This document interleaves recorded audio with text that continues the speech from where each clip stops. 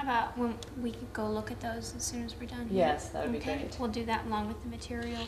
The last thing is we're planning our pumpkin farm field trip. Oh, great. So that's going to be a lot of hard work. So there comes the I've been name fortunate tags to and have a the good information. working relationship with So we need to the finish those directresses up I've before worked with. Wednesday so that we can go. And I have had friends who have not been so fortunate, and what they've told me is that the room feels very chaotic to them, and I'm sure to the children. So it's very difficult when you haven't taken the time to address the issues you need to with your directress, or if for some reason you're not getting along and there's stress. It's not just between the two adults, it's like in a family. If you have children, if the parents aren't getting along, the children experience that.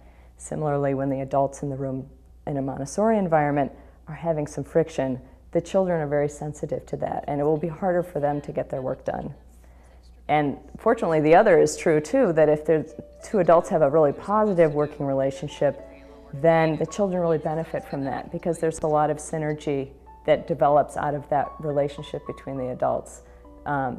And the children are sensitive to what adults, whether they're getting along or not, and they're going to be comfortable and more happy if the adults are getting along well in the environment. So it's really important to work on the relationship with the director or the directress. And sometimes that means having difficult conversations or bringing up things that are uncomfortable for you, or you don't know what to do, because if you don't, the relationship will fester. So it's really important to address problems while they're small.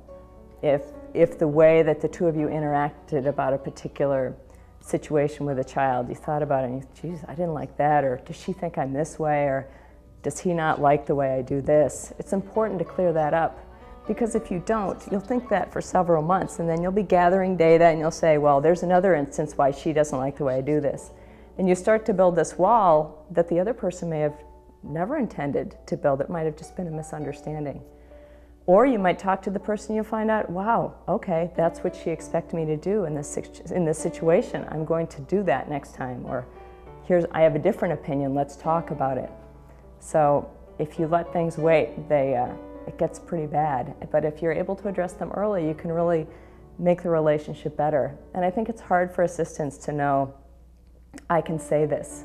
It's okay, even though this person is superior to me or is in charge of the room, it's okay for me to say what I think. And so some people lack the courage to say it, and other people maybe don't have enough humility in knowing what they know or don't know, or being responsive to someone else's ideas. But I think that's the cause of a lot of unhappiness I've seen in other relationships between assistants and their directresses. Is something started, a bad seed was planted, and then the plant just grew and they never quite were able to get around it. Very good. I want to take the cup. Take the cup.